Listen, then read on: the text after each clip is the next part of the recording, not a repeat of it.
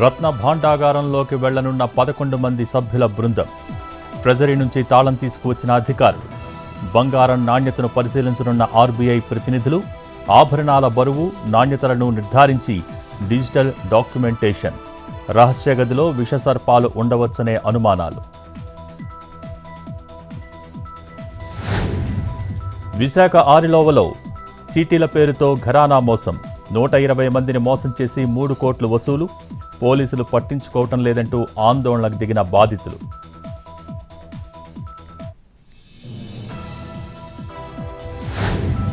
కామారెడ్డి జిల్లా Telangana university south క్యాంపస్లో పాము కలకలం. భయంతో పరుగులు తీసిన స్టూడెంట్స్. పామును పట్టుకుని అటవీ ప్రాంతంలో వదిలిన స్నేక్ క్యాచర్.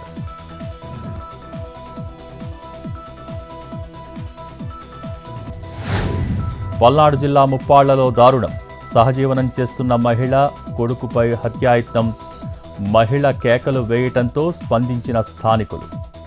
ముద్దశ్రీను అనే వ్యక్తిపై కేసు నమోదు చేసిన పోలీసులు.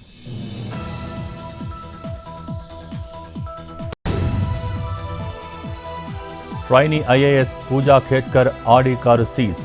నిబంధనలు ఉల్లంఘిస్తూ కారుకు సైరన్. మహారాష్ట్ర ప్రభుత్వ స్టిక్కర్ వినియోగం. 21 సార్లు ట్రాఫిక్ ఉల్లంఘనలకు పాల్పడినట్టు గుర్తింపు. ఇప్పటికే పూజా ఖేడ్కర్ యూపీఎస్సీ అభ్యర్థిత్వంపై ఆరోపణలు. కేరళలోని తిరువనంతపురంలో కాలువలో పడ్డ వృద్ధుడు. కొనసాగుతున్న రెస్క్యూ. కాలువలో చెత్తను తొలగించి గాలింపు చర్యలు.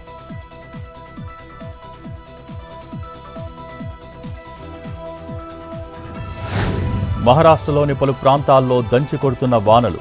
జలమయమైన లోతట్టు ప్రాంతాలు.